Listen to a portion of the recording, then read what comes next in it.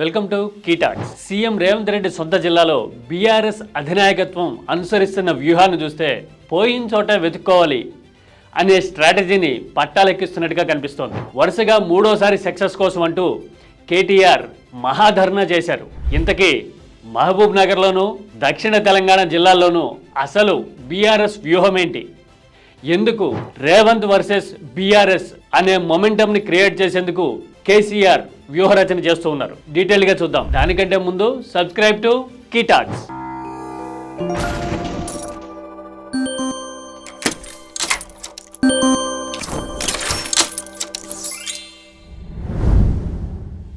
BRS పూర్తిగా తుడిచిపెట్టుకుపోయిన జిల్లాల్లో మహబూబ్ నగర్ ముందు వరుసలో ఉంది.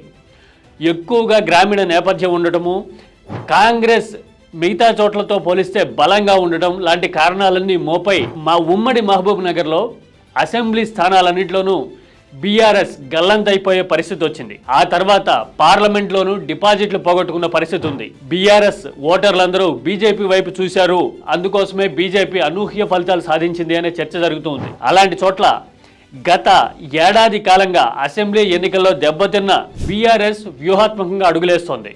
బహుశా దాని ఫలితంగానే పార్లమెంటు ఎన్నికల కన్నా కొద్ది కాలం ముందు జరిగిన స్థానిక సంస్థల ఎన్నికల్లో వ్యూహాత్మకంగా కాంగ్రెస్ ఎన్ని ప్రయత్నాలు చేసినా స్థానిక సంస్థల ఎమ్మెల్సీ అభ్యర్థిగా సొంత పార్టీని బీఆర్ఎస్ గెలిపించుకోగలిగింది.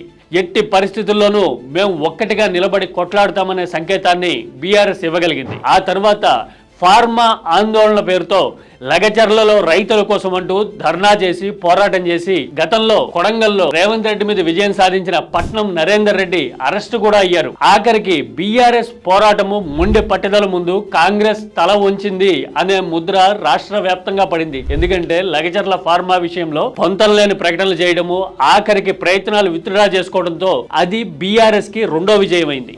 ఇప్పుడు రైతుల కోసం, రైతు సమస్యల కోసం, మద్దతు ధర కోసం, పంట సాయం కోసం అంటూ బీఆర్ఎస్ పోరుబాటు పట్టింది.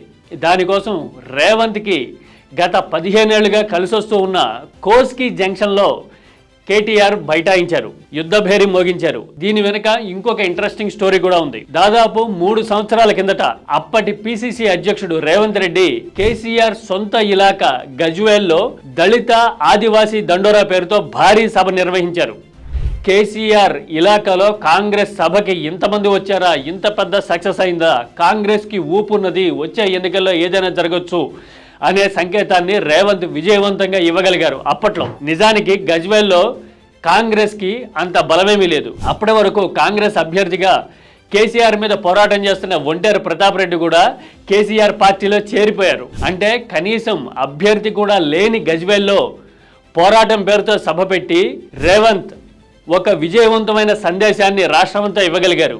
ఇప్పుడు అదే తరహాలో రేవంత్ సొంత ఇలాకాలో కొడంగల్లో కోస్గి జంక్షన్లో మహాధర్నా చేపట్టి దాన్ని విజయవంతం చేసి రాష్ట్ర వ్యాప్తంగా ఒక సంకేతం ఇవ్వాలి, రైతుల కోసం, గ్రామీణ ప్రాంతాల కోసం పోరాడుతున్నది మేము ఉన్నాము అనే సంకేతాన్ని ఇవ్వాలని బీఆర్ఎస్ నాయకత్వం అనుకుంటోంది. నిజానికి బీఆర్ఎస్ కి గ్రామీణ ప్రాంత ఓటర్లు మొన్న ఎన్నికల్లో దూరమయ్యారు. రైతులు ఆలోచనలో పడ్డం వల్లే బీఆర్ఎస్ కంగుతింది. 60 చోట్ల కాంగ్రెస్ గెలిచిన అన్ని సీట్లు గ్రామీణ ప్రాంతాలవే అనే చర్చ తెలంగాణలో ఉంది.